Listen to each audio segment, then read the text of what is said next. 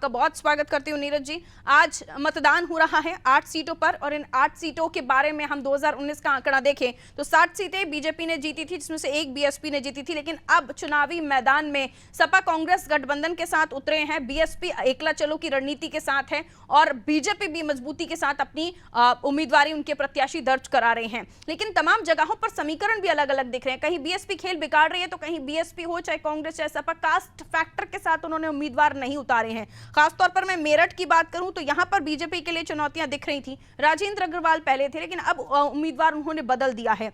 क्या मान रहे हैं आप ये चरण जिसमें मुद्दे परिवर्तन आ गया, मुद्दों में मुद्दे बदल चुके हैं और वो बयार आपको देखने को वोट पर प्रतिशत में अभी तक भी नहीं मिल रही है जो हमने पिछले 2019 में देखी थी। फर्स्ट फेज में भी उतना ज्यादा उत्साह नहीं दिखा। आपको क्या लगता है वोटर्स क्या सोच रहे हैं? क्यों आखिर वोटर घर से इतने उत्साह के साथ बाहर नहीं निकल रहा है? नीरज साहब देखिए पारुल जी, एक चीज बता दें कि फर्स्ट फेज के चुनाव के बाद जो भारतीय जनता पार्टी से चूक हुई, मुझे लगता है कि भारतीय जनता पार्टी उसमें सुधार लाने की कोशिश की और उन्होंने बहुत छोटे छोटे मुद्दों की बात, मतलब जिनको एक हमारे यहाँ धार्मिक उसके तहत देखा जाता है कि मंगलसूत्र तक को वो चुनाव मैदान में ले आए। इसी बीच जो है तमाम और छोटे बड़े मुद्दे थे जिनको पिछली चुनाव में पहले चरण में भारतीय जनता पार्टी नहीं उठा पाई थी, इस बार लाई।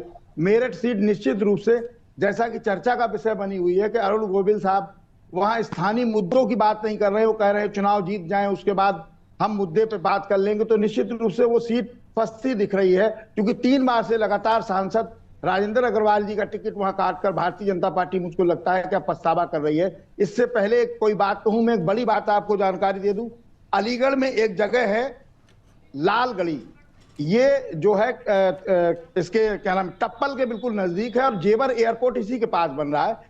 यहाँ लालगढ़ी गांव के लोगों ने वोट का बहिष्कार किया है। उन्होंने कहा है कि हमारे यहाँ पानी, मूलभूत समस्या पानी और बिजली की थी जिसको सरकार दूर नहीं कर पाई, जिस वजह से वो चुनाव बहिष्कार कर रहे हैं।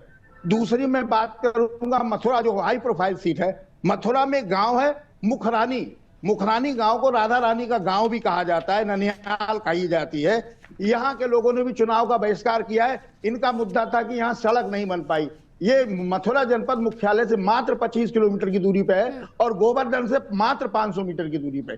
तो भारतीय जनता पार्टी जो ये बातें कह रही है, जैसे परसों अभी आगरा में जनसभा की भारत के प्रधानमंत्री जी ने, आदरणीय नरेंद्र मोदी जी ने, उन्होंने कहा कि हम हर बार आगरा आते थे, कुछ ना कुछ आपके लिए लाते थे और इस बार में विकसित भारत के लिए आपसे आशीर्वाद मांगने आया हूं।